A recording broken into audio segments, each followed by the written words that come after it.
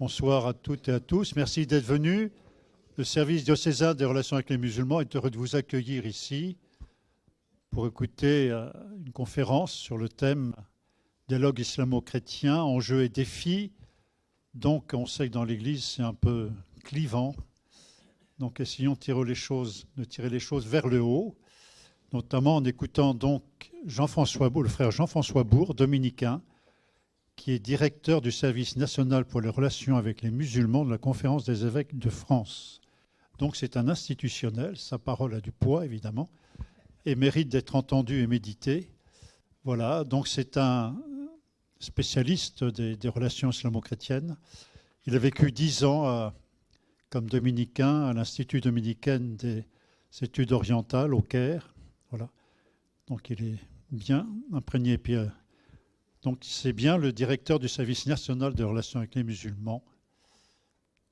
Voilà, qui va vous parler de ce sujet pour essayer d'avancer, d'approfondir. Qu'est-ce que les relations, le pourquoi du comment. Il y aura un point de vente après de livres, mais on en parlera à la fin.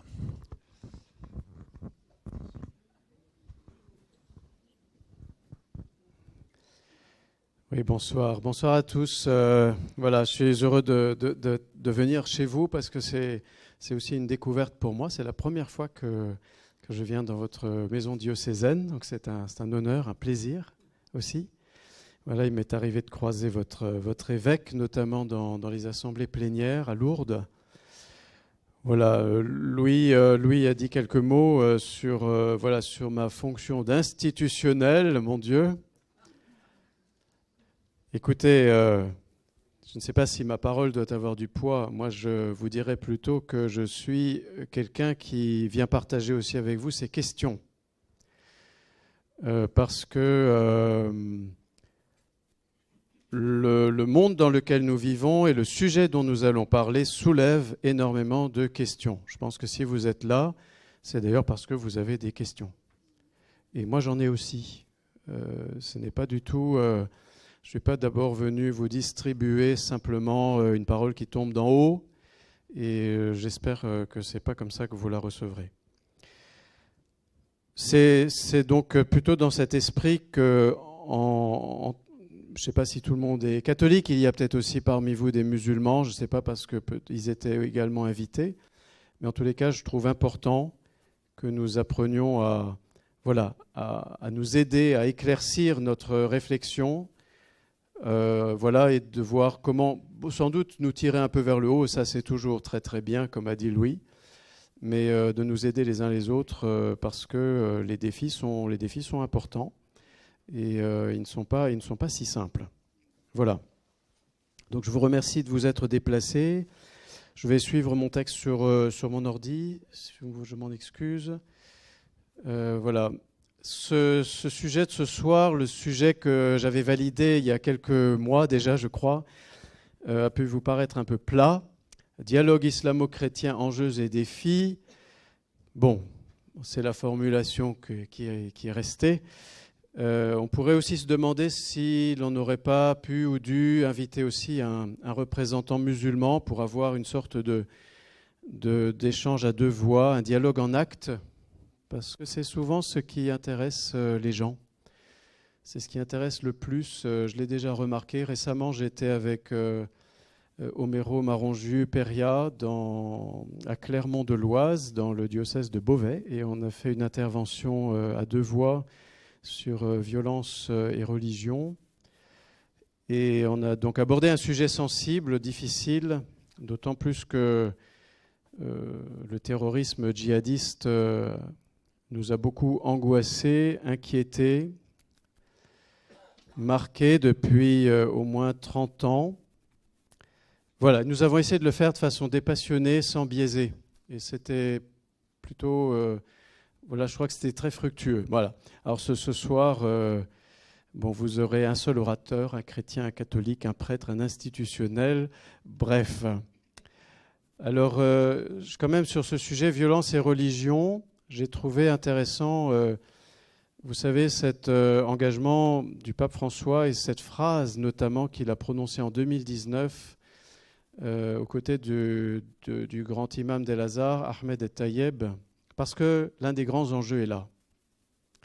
Et c'est aussi pour la raison pour laquelle vous êtes peut-être là. Et je vais citer cette phrase que je trouve capitale comme objectif du dialogue interreligieux, notamment islamo-chrétien.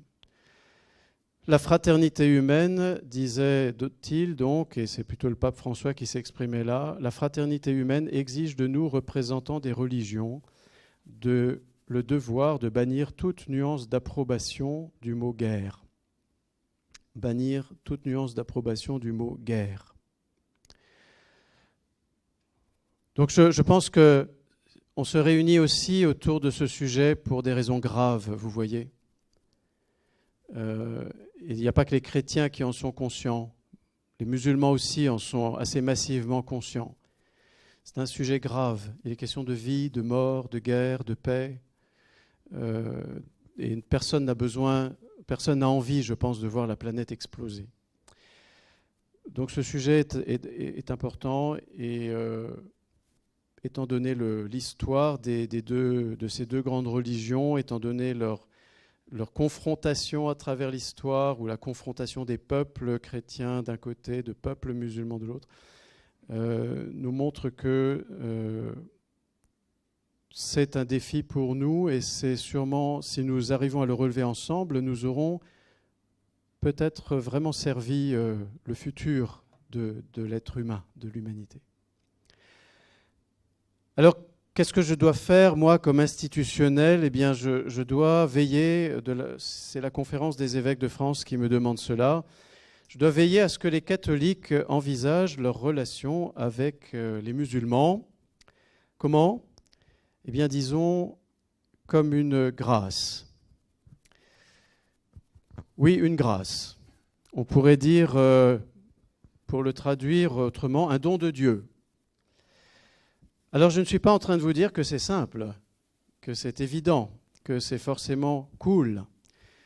Mais d'une manière ou d'une autre, je l'assume ainsi, la rencontre est grâce. Alors, grâce presque palpable quand la paix, la compréhension mutuelle, la complicité et l'amitié prédominent. Mais c'est une grâce aussi là où la difficulté s'invite. Quand la rencontre exige patience, sagesse, effort, pour comprendre l'autre comme il se comprend lui-même, et même quand la rencontre demande de résister contre l'agressivité de l'autre, parfois, ou contre l'agressivité qui se développe en moi, face à une attitude blessante, parce qu'il arrive que l'on se blesse, et l'histoire a laissé des traces douloureuses, pour des raisons multiples, hein, les groupes et les sociétés humaines, les individus se sont habitués, c'est une donnée de notre histoire humaine, se sont habitués à s'approcher les uns des autres, armés jusqu'aux dents, très souvent, ou au moins sur la défensive. Et moi, j'aime assez cette pensée du père Christian de Chergé, le prieur des moines de Tibérine, dont on ne peut pas dire qu'il n'a pas fait face à l'adversité avec ses frères moines, qui se savaient menacés par des terroristes djihadistes, ceux de la montagne, comme on les appelait, dans la décennie 90 en Algérie. Et ce moine, très conscient de la difficulté de s'approcher désarmé de ceux qu'on ne connaît pas, très conscient de la tentation de s'armer quand on est menacé, priait Dieu ainsi, vous le savez peut-être, Seigneur, désarme-les, désarme-nous. Un peu étrange pour un moine, mais bon, Seigneur, désarme-les. Les autres, on savait bien qu'ils avaient des armes. Désarme-nous, c'est déjà un peu plus étrange. Mais s'approcher désarmé de ceux que l'on ne connaît pas, de ceux qui sont différents, de ceux qui nous effraient ou sont menaçants, eh bien, vous le sentez, je pense, c'est une question très grave parce qu'elle questionne aussi notre définition même de l'humain. Même si on a été attaqué, la riposte violente est-elle pleinement légitime ? Est-elle digne de l'homme ? Jusqu'où cette violence peut-elle aller ? On va complexifier un peu la question.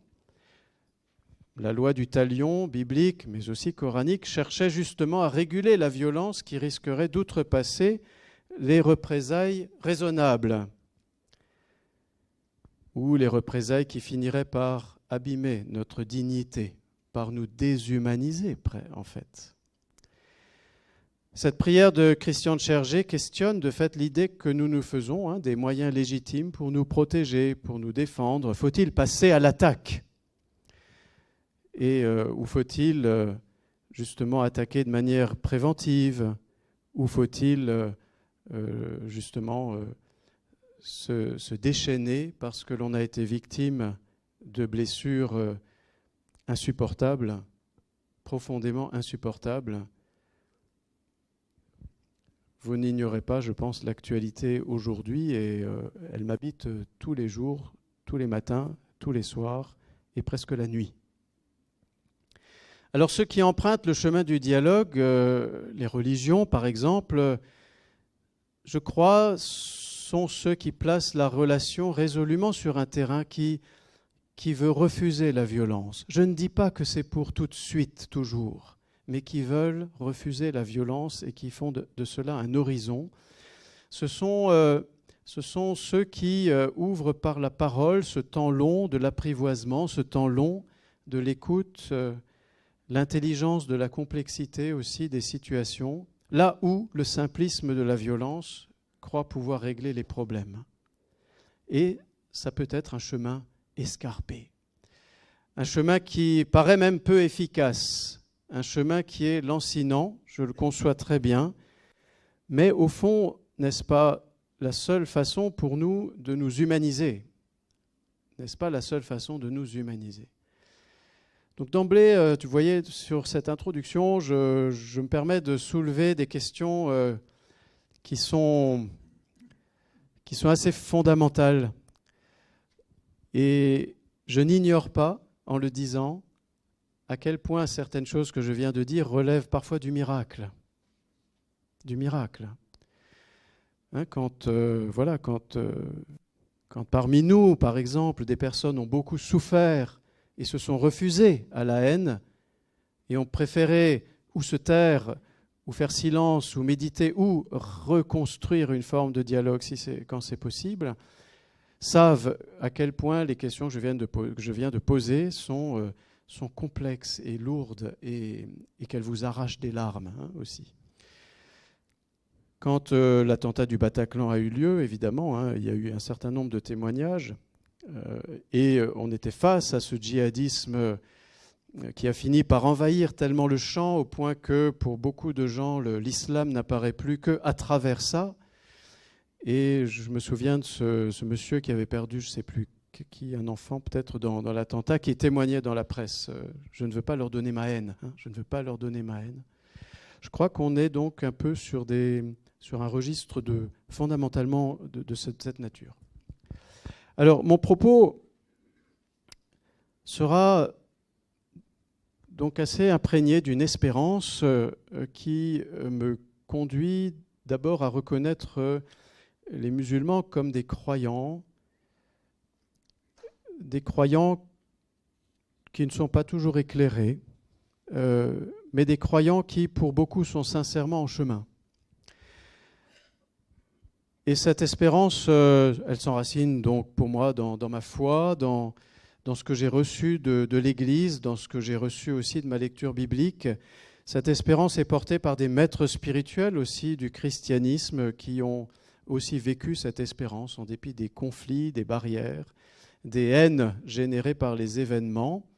C'est l'espérance de la fraternité universelle, de fait. C'est une espérance. Et l'espérance, c'est un combat, encore une fois. Tout le monde sait que pour la Bible, la fraternité, c'est un défi dès les premières pages. La fraternité, c'est vite raté. La Bible le sait, elle échoue. Je ne vous raconte pas Caïn et Abel, ou l'histoire de Joseph et de ses frères, et que dire de Judas dans le collège des apôtres. Vous connaissez cela ? La fraternité est un apprentissage, il y faut de la volonté, de la vérité, du courage, du pardon, de la sincérité, de l'espérance. beaucoup d'humilité. Alors, puisque nous sommes au début du mois de Ramadan qui a commencé lundi dernier, je voudrais, dans cet esprit de fraternité, d'abord adresser mes vœux aux musulmans. S'il y en a parmi nous, ces vœux s'adressent à eux aussi.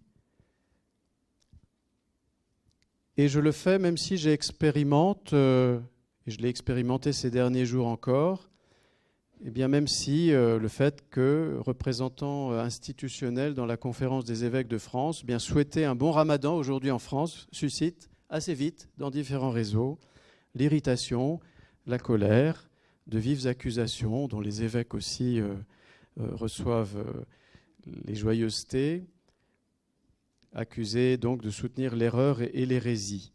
Alors c'est un peu chaque année la même chose, ça s'amplifie un peu parfois, mais les musulmans eux-mêmes connaissent ce débat interne, figurez-vous, puisque entre eux, ils se demandent aussi, peut-on souhaiter aux autres croyants, par exemple, Joyeux Noël? Donc le débat n'est pas que chez nous. J'assume cependant pleinement mes messages de vœux, donc en disant ce soir cette salutation de Ramadan Karim, parce que je sais combien ce temps est important pour des retrouvailles familiales, pour mettre de la lumière aussi dans la grisaille des jours, pour orienter le cœur vers la transcendance. Et j'espère sincèrement que ce temps du jeûne, que certains musulmans pratiquent rigoureusement avec plus d'attention à la prière, à la fraternité, au partage, développera en eux un désir profond de servir Dieu, le seul Dieu, le Créateur, et de chercher sa volonté. Alors la caravane musulmane rejoint donc la caravane des chrétiens qui, en cette période du carême, veulent aussi redonner pleinement sa place à Dieu dans leur vie. Les chrétiens qui sont conscients de s'être détournés de Dieu par de multiples péchés croient que Dieu, avec miséricorde, veut nous relever, nous guérir, nous pardonner, nous rendre meilleurs. Le carême est aussi un temps de prière et de partage, un temps pour être plus attentif aux autres, un temps pour ralentir les satisfactions personnelles et égoïstes pour laisser la place à Dieu et aux autres. Alors sans vouloir m'étendre sur Ramadan et Carême, parce que ce n'est pas notre sujet, je peux donc vous dire que moi je veux donner place dans mon cœur, dans ma vie, dans ma prière, aux autres, aux musulmans, à leur démarche de croyants avec leurs rites, leurs traditions, les ruptures du jeûne, où je vais être invité, comme beaucoup de chrétiens aussi, dans les prochaines semaines. Je vais parfois même assister à la prière, ce qui m'arrive régulièrement au cours de mes pérégrinations. Je vais me recueillir avec des musulmans. Et certains penseront que, parmi eux, que je devrais même me faire musulman. D'autres non. J'hésiterai, et je ferai attention à ne pas faire croire que j'adhère à ce qu'ils sont en train de professer. Mais je montrerai mon respect pour la dignité de cette prière, parce qu'elle a un côté très digne. Moi, je dis souvent, la prière musulmane, je ne sais pas si vous avez eu l'occasion d'aller dans une mosquée, ça a de la classe. Mais j'éviterai de faire croire que je suis en train d'adhérer, évidemment, parce que d'abord, ma position me l'interdit formellement. Je pense que ce serait un mauvais signe à donner.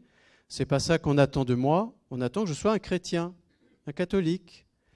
Et dans certains cas, si on m'a repéré, si on sait que je suis là, on va peut-être même me donner la parole, ce que j'ai fait il n'y a encore pas très longtemps dans une mosquée à Massy, où les 250 priants qui étaient là dans la mosquée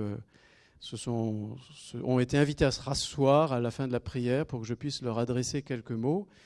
Et ils sont restés attentivement pendant un bon quart d'heure, pendant que j'essayais d'exprimer en fait, à ce moment-là, une sorte de réflexion sur la nécessité de tenir ensemble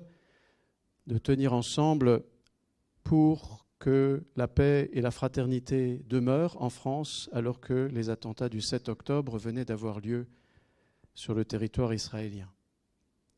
Je peux vous dire qu'il y avait un silence assez dense dans cette salle de prière. On m'a remercié. Il y avait une attente qu'un institutionnel catholique s'exprime. et disent quelque chose et prennent en compte la douleur aussi des musulmans qui étaient là dans la salle de prière. Parce que la douleur est là, la douleur est grande aussi du côté des musulmans aujourd'hui, et je pense qu'il faut qu'on y prête garde. Attention, pardon. Alors je vous le dis, je prie pour les musulmans. Je leur donne une place dans mes invocations, je prie pour qu'ils se convertissent. Alors ce mot que je viens de prononcer, peut-être vous interroge, peut-être qu'il vous choque, peut-être qu'il vous réjouit aussi. Bon, c'est vrai que je joue un peu sur le mot. Il est ambivalent. Prier pour les musulmans, ça me paraît tout à fait important pour nous chrétiens, comme nous prions pour l'humanité entière d'ailleurs. Il m'arrive d'ailleurs de demander à des musulmans aussi de prier pour nous chrétiens. C'est souvent apprécié. C'est souvent apprécié. En ce qui me concerne, je ne demande pas à Dieu qu'il fasse de chaque musulman un chrétien, même si je ne suis pas opposé à ce que des musulmans rencontrent Jésus-Christ, au point même, parfois, de vouloir entrer dans l'Église. Je n'y suis pas du tout opposé. Je pense même, et c'est une réflexion dans l'Église de France aujourd'hui, qu'il ne s'agit pas de faire de ça un tabou.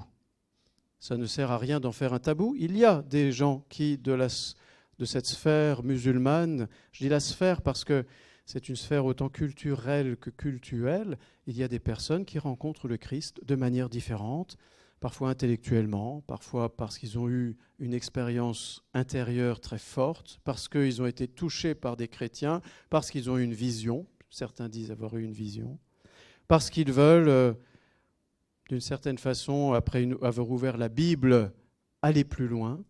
Et donc, aujourd'hui, je ne suis pas du tout, moi personnellement, alors que je suis chargé du dialogue avec les musulmans, je ne suis pas opposé à ça, dans la mesure où il s'agit pour nous, dans l'Église catholique au moins, à bien appliquer les règles de discernement que nous avons et qui sont fabriquées et mises en avant par les services du catéchuménat pour adultes.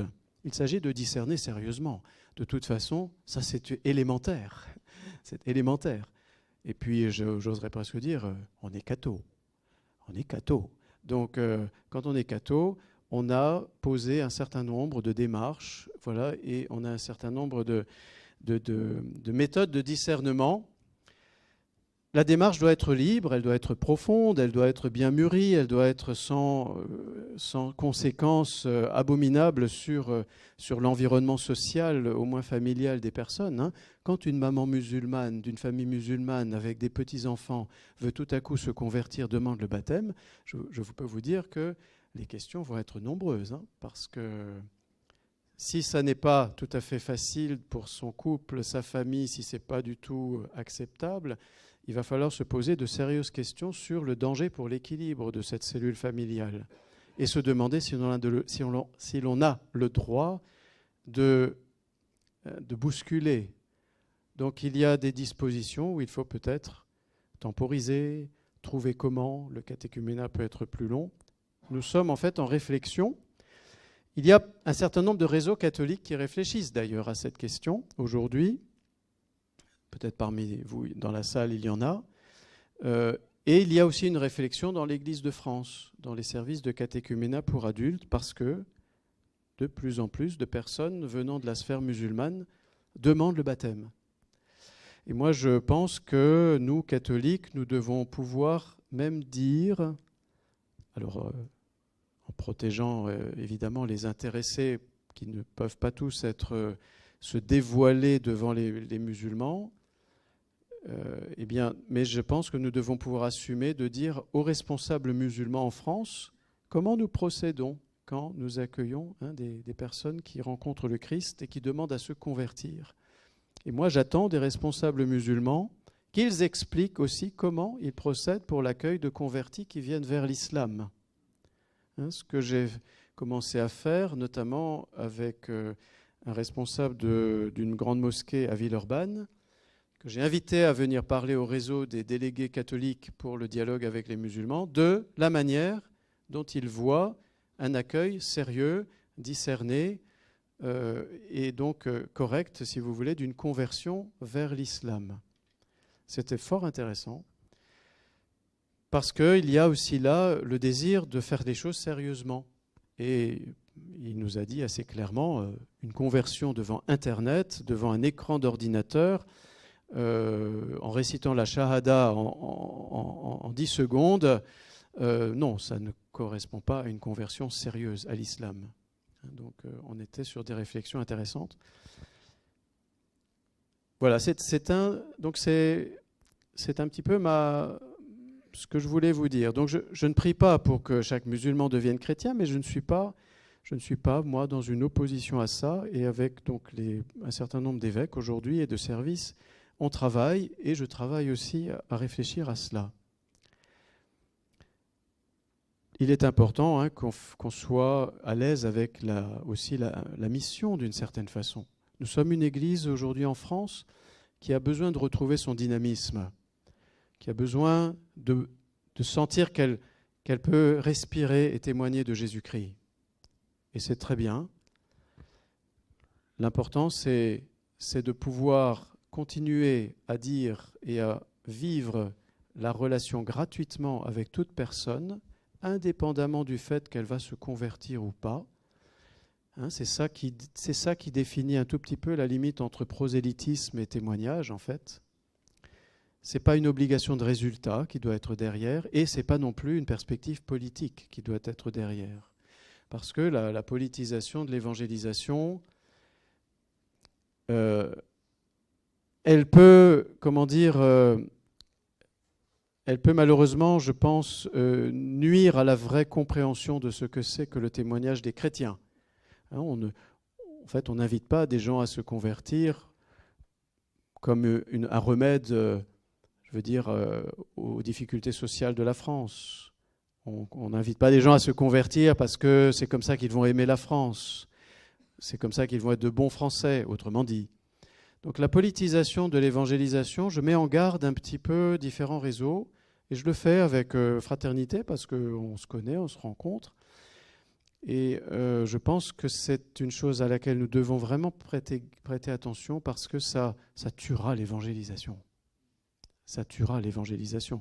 Si nous souhaitons vraiment être missionnaires, témoigner, être joyeux, voilà, allons à la rencontre gratuitement des personnes, intéressons-nous toujours gratuitement aux personnes, et témoignons de ce que nous sommes, de ce que nous croyons, si vous le voulez, si vous le pouvez, dans différentes circonstances, en prenant garde et en prenant bien sûr, en faisant attention aux personnes qui sont avec vous et qui ont peut-être leurs souffrances, leurs histoires, leurs blessures, qui sont peut-être dans des situations tragiques. Mais intéressons-nous d'abord toujours gratuitement aux personnes. Il n'y a pas d'abord un objectif. Donc la mission, elle est basée sur une rencontre gratuite. C'est du Jean-Paul II, ça. C'est du Jean-Paul II. On s'intéresse toujours gratuitement à autrui. Alors je prie pourquoi pour les musulmans? Pour qu'ils se convertissent, oui, pour qu'ils se tournent de tout leur cœur vers le Créateur et qu'ils se sentent aimés de lui. Je prie pour qu'ils ouvrent leur cœur au don de Dieu, qui est lumière, sagesse, miséricorde, amour, et je demande à Dieu de rejoindre les musulmans de la manière qu'il choisit, dans sa sagesse, pour leur donner sa grâce. Et je suis sûr qu'il les aime et qu'il les chérit. Dieu voit la sincérité des cœurs, Dieu est un juste juge aussi. Dieu aime ceux qui le cherchent en vérité et il n'a de répulsion pour aucun être humain. Il donne sa grâce à qui il veut. Ce n'est pas une doctrine libérale, catholique, que je suis en train de vous expliciter là. C'est très, très traditionnel en fait. Dieu sait comment il veut conduire les âmes. Ce qui est moins traditionnel, ce qui est un peu plus neuf au XXe siècle, c'est que le magistère et les papes commencent à dire que Dieu peut même utiliser les rites et les traditions qui ne sont pas chrétiens pour communiquer sa grâce. Là, c'est vrai que théologiquement, on a déjà fait un pas un peu plus important. Car là où une authentique recherche de Dieu et de la vérité habite le cœur, là, l'Esprit Saint est agissant. Pense les papes et les différents théologiens qui se sont prononcés sur le dialogue interreligieux. Benoît XVI va dire « Toute prière authentique vient de l'Esprit Saint ». Quant à Jean-Paul II, le Saint-Pape n'a pas hésité à élaborer cette notion théologique de médiation participée, pour expliquer que par leur rite, leurs sages ou leurs saints, leur doctrine même, des non-chrétiens peuvent goûter la grâce que Dieu donne aux hommes quand justement il répond à la prière de Jésus, le Christ. La grâce que Dieu donne, c'est en réponse à la prière que lui adresse Jésus, le Christ. Là, je vous fais de la théologie trinitaire, mais c'est ça qui se passe.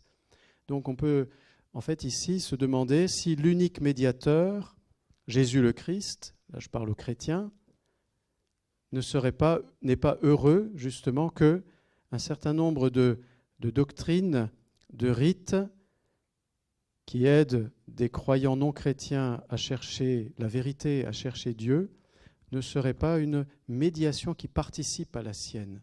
Elle ne la remplace pas.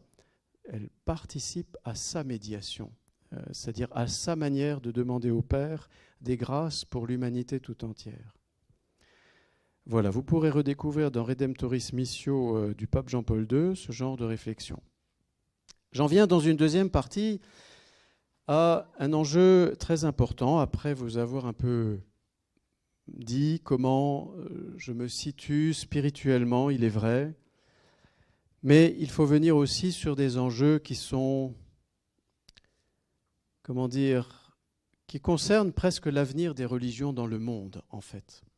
Et j'ai intitulé ça « De la crédibilité ou de l'utilité des religions ». En fait, il y a, pourrait-on dire, pour commencer, sans doute un sens théologique et spirituel de la mondialisation.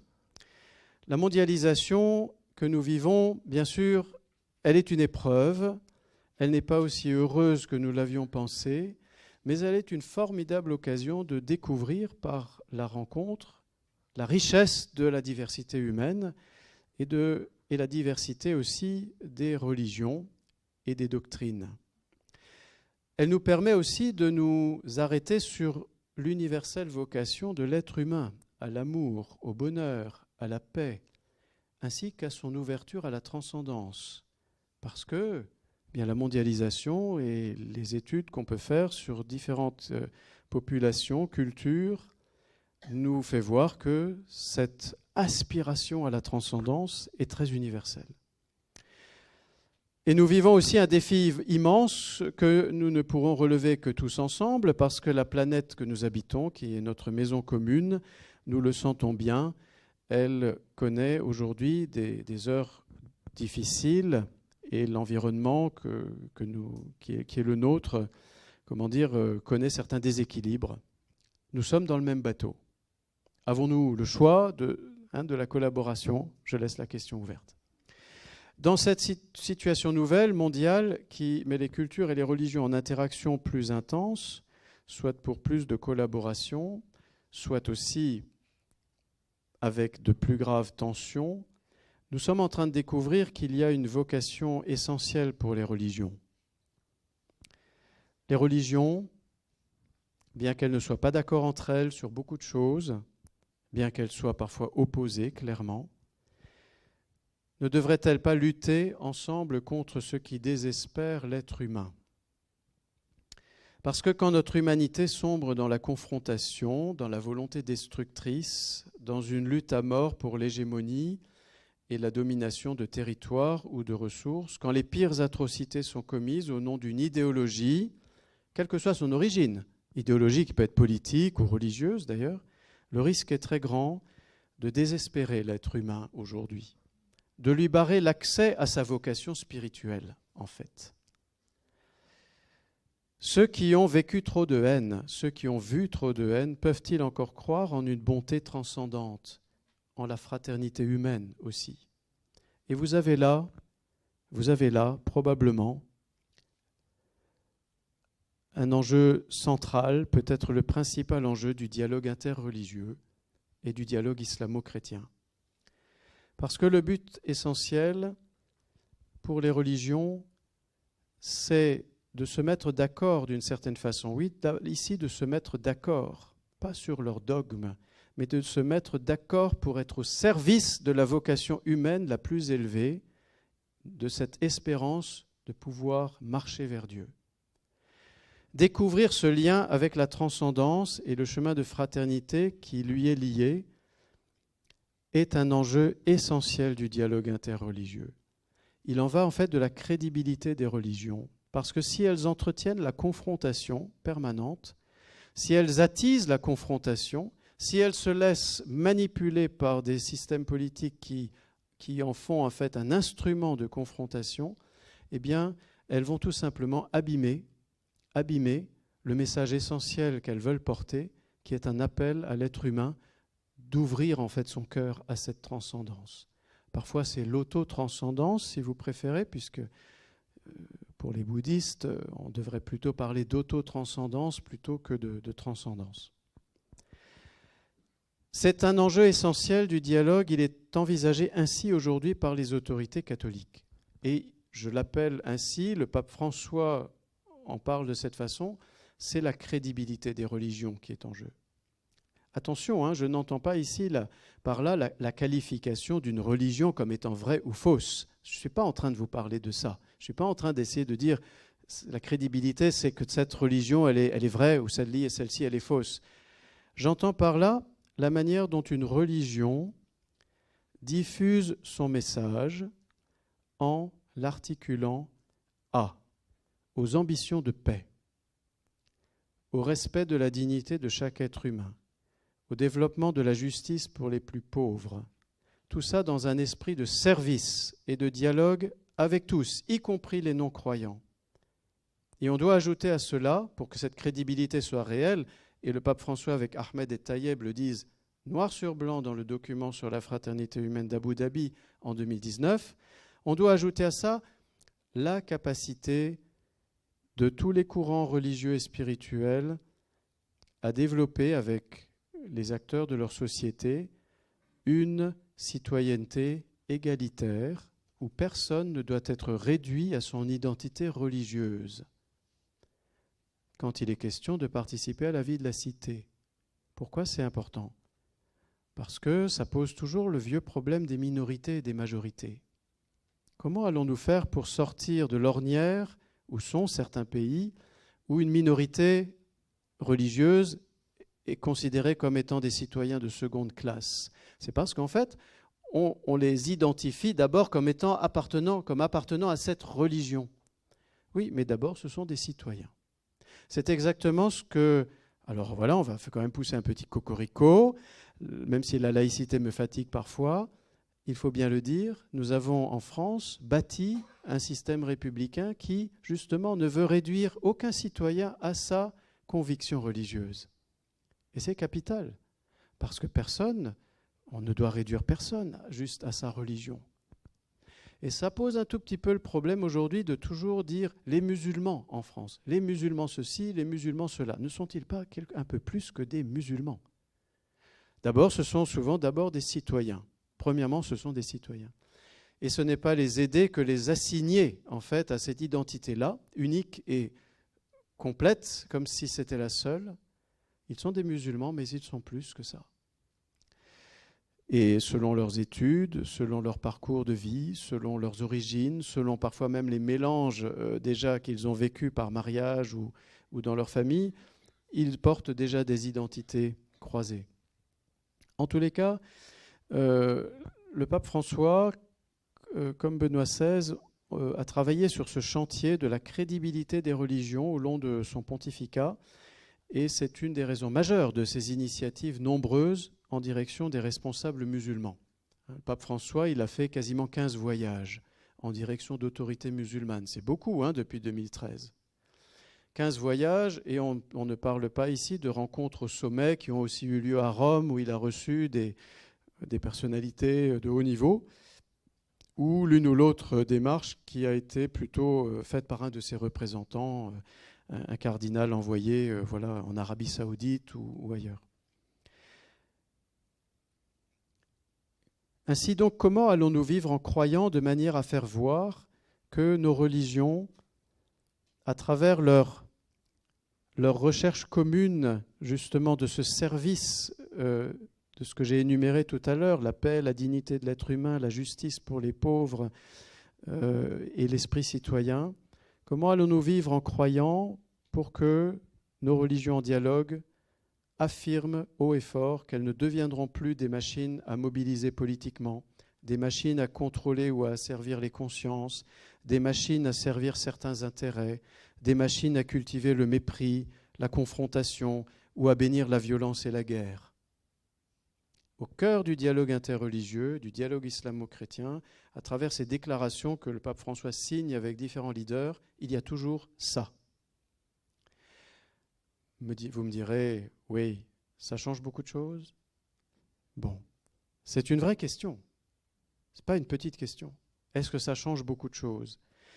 Cela place en tous les cas déjà des leaders musulmans de haut niveau et les co-signataires chrétiens d'ailleurs aussi de haut niveau. Ça nous place tous devant notre responsabilité. Parce qu'il faut assumer ce genre de paroles. Il faut assumer ce genre de paroles. Et par exemple aujourd'hui, quand un leader de haut niveau musulman signe cette nouvelle réflexion concernant la citoyenneté, il sait qu'il se place déjà un peu en porte-à-faux par rapport à toute une tradition. Et s'il le signe, comme a fait Ahmed El-Tayeb, c'est sans doute parce qu'il pense que ce risque mérite d'être pris à l'intérieur même de sa sphère religieuse. Donc pour le pape François, le dialogue interreligieux doit révéler au monde que les traditions spirituelles veulent être au service des personnes qui cherchent le sens profond de la vie et le lien avec la transcendance. Voilà, encore faut-il donc que les courants religieux puissent entrer ensemble dans cette perspective et que les leaders et que les cadres et les militants de nos religions, c'est-à-dire les hommes du culte ou les femmes du culte, sachent transmettre effectivement cet esprit-là. Vous savez, je vais prendre l'exemple de l'Iran pour terminer sur ce chapitre.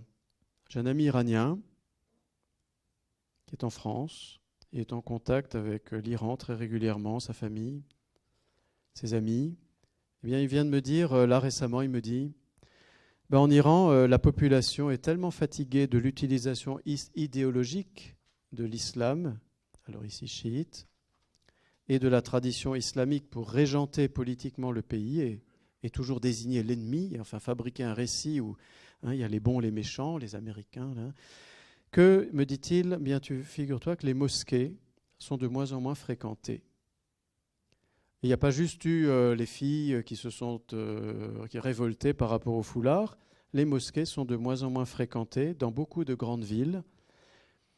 Il y a une vraie désertion, la population en a marre.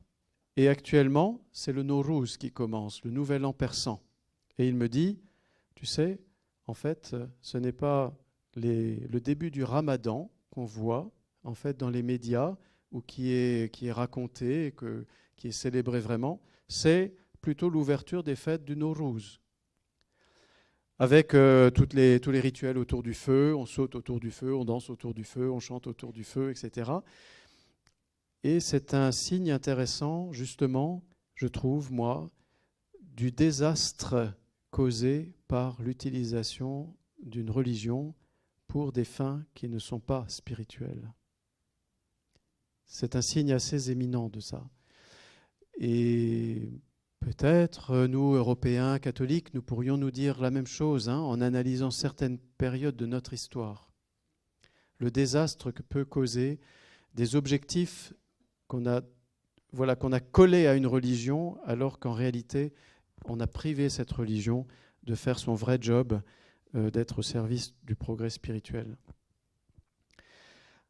Troisième point que je voudrais développer, je vais essayer de ne pas être trop long, ça fait un moment que je parle déjà, avec mes frères et sœurs musulmans dans leurs différences. C'est ce passage, ce moment que je voudrais ouvrir avec vous, parce qu'aujourd'hui, bien sûr, je vous ai dit, la relation avec les musulmans, je veux la vivre et je la vis comme une grâce. Et certains d'entre vous se diraient, bon, ok, c'est bien, c'est pieux, c'est sympa, c'est mystique, c'est irénique. C'est pour d'autres, c'est pas pour moi.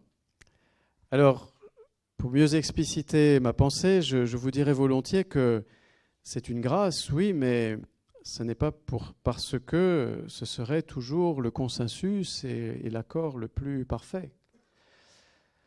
Je vais citer Delphine Horviller, cette femme rabbin du courant libéral, auteur de livres magnifiques, dont un avec Rachid Benzine, un scientifique universitaire de confession musulmane.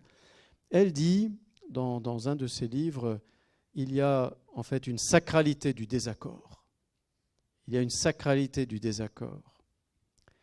Oui, parce que la conversation que l'on voudrait nouer ne doit pas fantasmer un accord automatique. Il arrive que l'incompréhension demeure, qu'elle crée même une forme de distance. Et le philosophe Lévinas dit « C'est très positif de ne pas se comprendre. Cela montre que nous prenons acte de l'altérité, que nous n'essayons pas de gommer artificiellement nos différences. L'altérité doit pouvoir exister.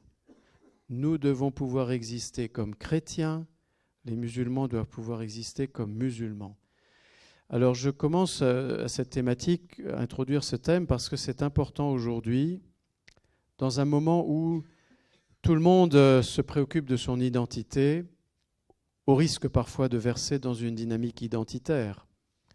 Donc je le dis parce que, très sérieusement, de fait, la vraie rencontre n'a pas besoin que nous soyons des clones les uns des autres. La vraie rencontre est même probablement plus fructueuse si nous osons être ce que nous sommes.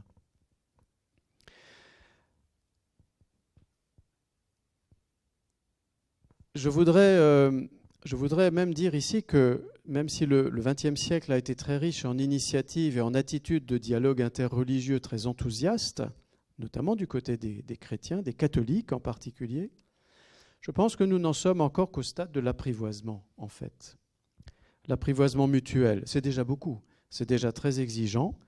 Il faut beaucoup de fidélité, de ténacité, d'humilité. Ce que nous ignorons encore les uns des autres, ce que nous pensons les uns des autres, nourrit encore beaucoup de méfiance, beaucoup de peur, voire parfois un vrai rejet. Donc c'est encore un chemin à tracer. Le XXe siècle, c'était hier. Enfin, c'était il y a 1 heure plutôt, le XXe siècle. Ce qui s'est passé là, comme révolution un peu copernicienne, et que l'Église catholique a voulu formaliser au moment du Concile Vatican II, c'est un premier mouvement qu'il va falloir poursuivre, mais aujourd'hui, nous sommes à un point d'étape un peu compliqué c'est un virage un peu complexe à négocier. Et je vais essayer de vous l'expliquer en quelques mots. Je vous ai dit ce que je pense du dialogue avec les musulmans. Je vous ai dit là ce que je vis, ce que j'essaye de vivre et dans quel esprit. Mais il faut quand même remarquer, et je fais appel ici à la réflexion d'un de mes confrères décédé aujourd'hui, le père Georges Shahatar Qanawati, qui est mort en 1994 au couvent du Caire. Il était dominicain, un spécialiste de saint Thomas, un spécialiste d'Avicenne, expert au Concile Vatican II, qui, comme vous le savez, a voulu traiter des religions non chrétiennes avec un texte majeur, Nostra Aetate, qui fête l'an prochain son 60e anniversaire. À l'ordre du jour, vous le savez, le pape Jean XXIII, interpellé par les Juifs, des amis juifs aussi, se rend compte qu'il faut traiter de l'enseignement du mépris des Juifs, ou en tout cas d'une certaine manière d'enseigner sur le judaïsme qui a conduit à un mépris chez les chrétiens durant des siècles, au point d'affaiblir chez les chrétiens la capacité à résister à une idéologie génocidaire comme le nazisme. Donc le Concile Vatican II opère un changement radical d'attitude. Il pose des relations nouvelles pour les relations avec le judaïsme. Vous inviterez mon collègue pour les relations avec le judaïsme qui vous en parlera admirablement. Et puis se pose la question, parce qu'il y a aussi des islamologues catholiques, et qu'est-ce qu'on dit des musulmans ? Même qu'est-ce qu'on dit des autres religions. Et pour ce qui est des musulmans, vous avez donc dans ce texte de Nostra Aetate un passage où l'on parle des musulmans qui, je cite, adorent le Dieu unique, vivant, subsistant, miséricordieux et tout-puissant, créateur du ciel et de la terre. qui, dit encore le texte, se réfère à la foi et à l'obéissance d'Abraham, qui vénère Marie, vierge, et mère de Jésus, qui ont le souci d'une vie morale en attendant le jugement dernier et mettent à l'honneur la prière, le jeûne et l'aumône. Alors attention, le texte rappelle aussi ce point de divergence, là, dans les mêmes phrases, un point de divergence radical qu'est la divinité de Jésus. Pas vraiment un détail.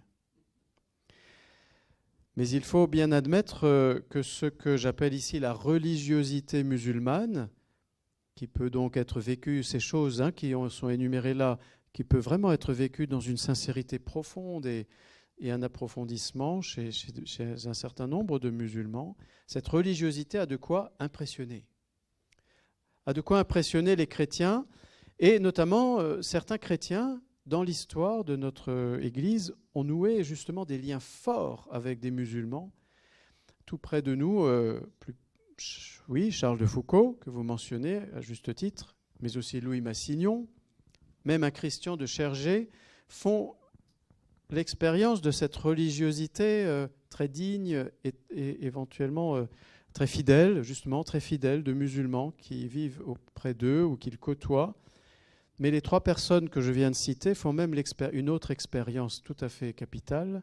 Ils font l'expérience d'une charité héroïque de la part de musulmans qui leur ont sauvé la vie, au prix de leur vie à eux, ou au prix de privations très impressionnantes. Ça, c'est le cas pour Charles de Foucauld. Il n'y a pas de plus grand amour que de donner sa vie pour ses amis. Alors vous voyez où je veux en venir, c'est-à-dire que il y a forcément ici un choc, vous voyez, c'est-à-dire pour des chrétiens très sûrs de l'œuvre de la sainteté, de la sanctification en Jésus-Christ, dans leur vie chrétienne, au sein de leur Église, il y a un choc. Il y a un choc. Comment est-il possible que des personnes qui ne sont pas chrétiens et qui même lisent un Coran qui conteste des dogmes essentiels que les chrétiens professent, comme la Trinité, comme la divinité de Jésus, en arrivent à pouvoir en même temps accomplir dans leur vie un sacrifice d'eux-mêmes qui, pour Christian de Chergé, est extrêmement, fondateur de sa vocation, d'abord parce qu'il s'est rendu compte que le musulman qui a donné sa vie pour lui sauver la vie et qui l'a payé de sa vie, a offert sa vie, et pour lui c'est une sorte d'icône du Christ en fait qui est là. Alors c'est énorme, je le conçois, mais on a donc un choc qui fait voir que de la sainteté se développe là. Et alors je continue à parler suivant un regard chrétien, bien sûr. Donc c'est vrai que je suis en train de regarder les musulmans. Je ne veux pas le faire de manière condescendante, mais en tous les cas, ce choc de découvrir qu'ailleurs, il y a une forme de possibilité d'exprimer cette sainteté jusqu'au bout du don de sa vie, interpelle. Comment est-ce possible? D'où ça vient? Ça ne peut venir que de la grâce de Dieu pour les chrétiens. Ça ne peut venir que de la grâce qui passe par le Christ même. Comment allons-nous en parler? Comment allons-nous donc voir les choses? Alors avec enthousiasme, après le concile qui voulait que l'Église se mette à dialoguer avec tous les hommes et quitte une posture un peu en surplomb, n'oublions jamais ça, c'est que la vraie volonté conciliaire à la base concernant la relation avec le monde, c'est de trouver une nouvelle attitude pastorale qui n'est pas en surplomb. L'Église catholique romaine se pense jusque-là souvent en éducatrice et mère des peuples. Il ne faut jamais l'oublier, elle le dit comme ça. Elle est éducatrice et mère des peuples. Donc, alors elle l'a fait avec beaucoup d'amour aussi, on ne va pas du tout nier ça. Mais au moment donné, là, au XXe siècle, elle se rend compte qu'il serait peut-être plus fructueux d'entrer dans une relation aussi de rencontre, de dialogue, d'échange, de réflexion mutuelle avec l'ensemble des hommes, et pas seulement les autres religions. Mais donc avec les textes sur les autres religions, comme dans Nostra Aetate, se développe un enthousiasme chez les catholiques pour entrer en relation avec les autres croyants, les autres religions. Quitter la posture apologétique, quitter donc une forme de dénonciation toujours un peu forcenée des erreurs, ne voir les autres religions qu'à travers les erreurs, comme une hérésie, comme le monde du diable éventuellement. Quitter ce registre un peu insultant même qui a eu cours entre nos religions. Il y a des kilomètres de littérature musulmane et chrétienne qui sont hyper insultants en fait, pendant des siècles, les uns envers les autres. Charlie Hebdo à côté, c'est de la poésie. Hein. Et c'est donc un enthousiasme chez les catholiques qui se développe et qui nourrit donc un courant qui veut entrer en fraternité avec les musulmans notamment. Alors, parmi les inspirateurs de cet enthousiasme, il y a un Louis Massignon, qui est un peu la figure tutélaire catholique de la, si vous voulez, de la rencontre des sommets, on va dire. Hein, c'est-à-dire, Louis Massignon, c'est un homme qui étudie l'islam par ses sommets. Donc, il découvre chez certains grands sages de l'islam des sommets de spiritualité qui sont de fait admirables. Voilà. Et il se dit, si ça c'est possible dans l'islam, nous pouvons entrer en connivence, presque en communion. Donc la figure tutélaire de Louis Massignon entretient dans un courant catholique très enthousiasme pour aller vers les musulmans le fait que par les sommets, on va réussir à vraiment se parler. Mais c'est au prix, dans ce courant, d'une ignorance progressive et presque même d'un refus de voir les différences. Voilà, hein, c'est ça qu'on pourrait dire. Et mon confrère Georges Shahatar Qanawati le dit dans une conférence à Fribourg en 1985. Il était au concile, il a vu naître ce courant, il l'a vu se développer. Et il dit, pour le dialogue islamo-chrétien, je vois quand même un écueil. Et je vois 3 courants catholiques qui émergent. Et c'est intéressant parce que vous allez voir que nous devons nous situer à partir sur cette histoire. Il y a 3 courants qui ont émergé. Un courant minimaliste d'abord, qui en fait, un courant minimaliste du dialogue avec les musulmans, qui prolonge le regard préconciliaire et voit surtout dans l'islam ce qui heurte les chrétiens, ce qui conteste les dogmes chrétiens, qui voit surtout donc ce qui nous sépare, en d'autres termes. Courant minimaliste. Hein. Et ce courant donc, qui est un vieux courant dans l'Église, puisque en fait c'est avant tout comme ça que nous avons approché l'islam au cours des siècles. Le Concile souhaite faire autrement, mais on arrive à un autre courant à ce moment-là qui prend de la force et qui suit Massignon, comme je vous le disais, un courant maximaliste qui regarde avant tout les points communs, qui va regarder même l'expérience, qui va parler de l'expérience prophétique de Mohammed. Mohammed, le prophète Mohammed, celui donc à qui on attribue la prédication de l'islam, qui voit même dans ce courant maximaliste le Coran comme une parole de Dieu.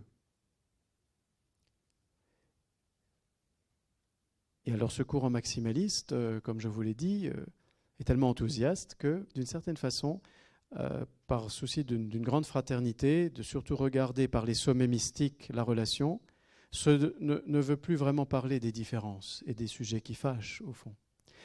Et il y a, dit le père Anawati, donc il était égyptien, hein, il baignait aussi là tout à fait dans ce monde du Proche-Orient, avec les minorités chrétiennes en train aussi de chercher leur place, encore un peu aujourd'hui quand même.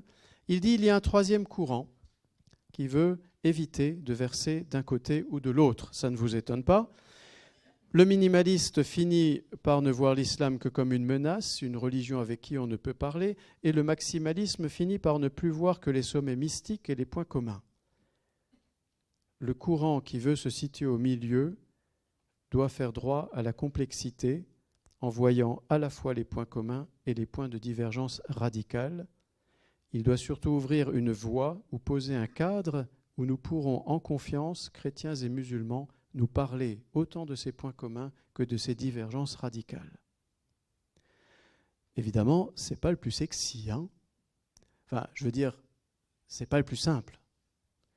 Parce que ce serait, voilà, c'est presque mieux de pouvoir verser complètement de ce côté ou de l'autre. Mais la question de la voie médiane ici est celle que le père Anawati met en avant, qu'il privilégie. Certains parmi vous me diront « Ah oui, en fait, ça veut dire le dialogue en vérité. » Oui, je l'entends. Pourquoi pas, d'ailleurs. Oui, ça veut dire ça aussi, de fait. Le père Anawati, je préfère sa vision, envisageait plutôt, non pas de décrire ça comme le dialogue en vérité, mais un dialogue dans l'intelligence et dans l'amitié. Dans l'intelligence et dans l'amitié.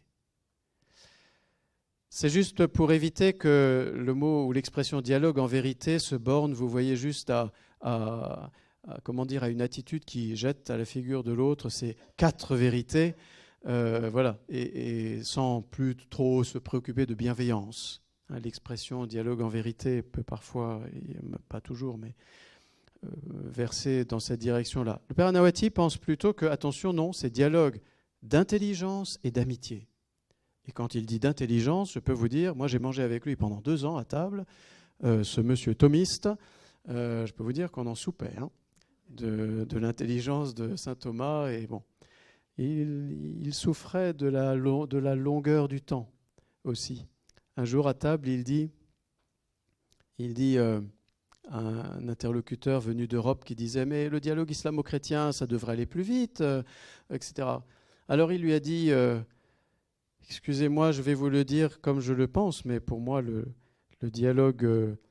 pour le dialogue islamo-chrétien, il va falloir une patience géologique. »